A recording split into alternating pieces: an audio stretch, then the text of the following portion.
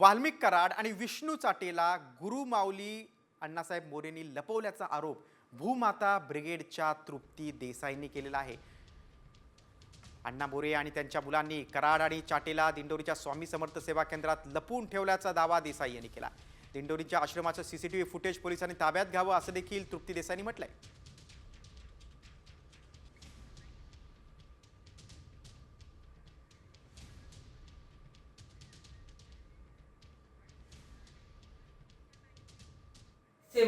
स्वामी समर्थ सेवा केंद्र 2 आहे आणि तिथं 20च्या वर भक्त निवासांच्या खोल्या आहेत।